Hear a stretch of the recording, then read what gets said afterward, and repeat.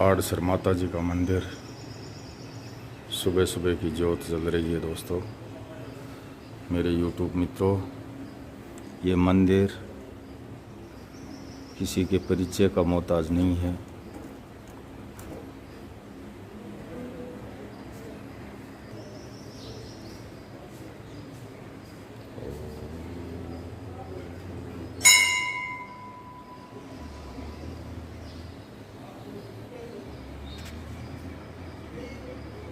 राम राम सरपंच साहब। राम राम भगत जी, राम राम।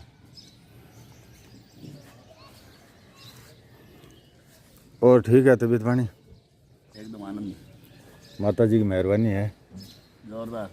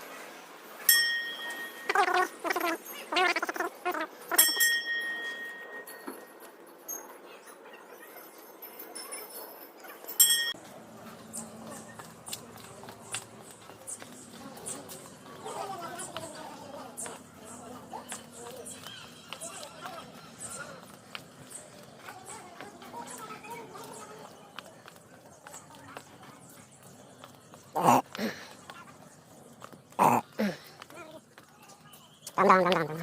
और क्या मद्रास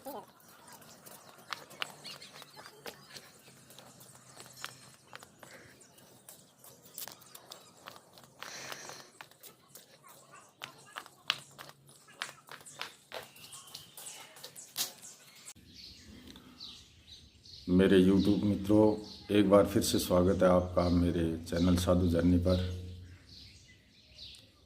मैं आपको जो ये बात बता रहा हूँ, ये यहाँ हमारे माता जी मंदिर परिसर में आने के बारे में ही है कि मैं सन 1996 में यहाँ आया करता था माता जी के दर्शन करने के लिए सुबह सुबह, और मेरे अंदर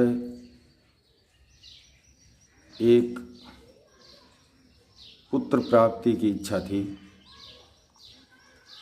जब तक 1996 तक, मतलब एक बेटा, फिर एक बेटी, फिर एक बेटा और फिर एक बेटी, ये 4 बच्चे हो चुके थे। तो आप सोचेंगे कि वे अभी भी 4 ही हैं, फिर आप पुत्र प्राप्ति की लालसा क्यों कर रहे थे। मैं आपको बता दूं मित्रों, सन 1994 में जो पुत्र हुआ था वो 2 महीने का होकर के वापस भगवान को प्यारा हो गया। इसलिए सन 1996 में फिर बच्ची पैदा हुई, जो अब आपके आरजे सरोज स्वामी है, टिल्ला के पैदा होने के बाद मेरे 2 बच्ची और 1 बच्चा रहा। सबसे बड़ा संजय, छोटी सुमन और उससे छोटी टिल्ला। अब यहाँ गांव में और हमारे यहाँ पारिवारिक एक कहावत है कि भाई, एक आँख का क्या मीचना और क्या उगाड़ना। लड़का एक ही था, लड़कियां 2 थी।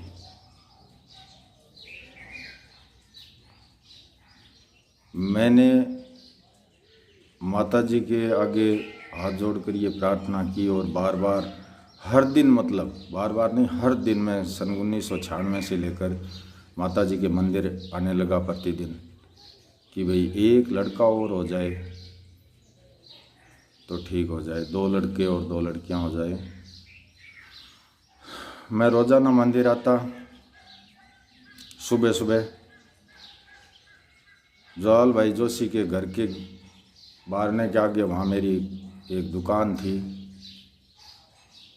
उस दुकान में आया करता था। आपकी आंटी जी रोज़ाना गाय भैंस का और का काम करके बारानी खेत बोते थे, खेत में जाया करती थी।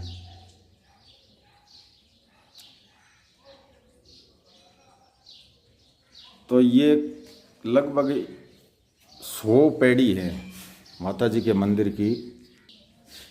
यह आप जो देख रहे हैं लगभग 199 पेड़ी है। इन पेड़ियों के ऊपर मैं दौड़ता हुआ चढ़ता था, यहाँ से दौड़ता हुआ चढ़ जाया करता था। मैं आता रहा मंदिर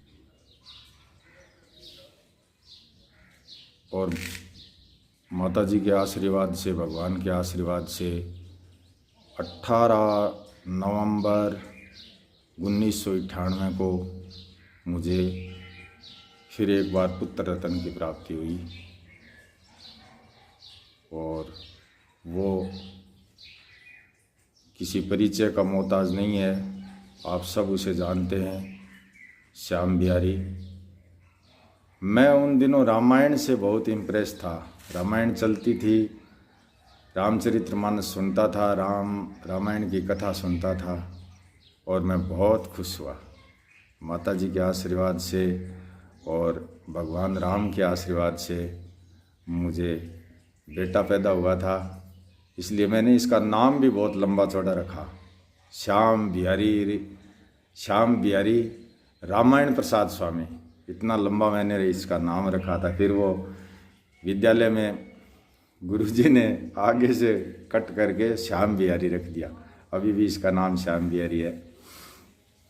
ये बात 96 की है। और फिर मैं माता जी के मंदिर आने लगा 2012 में।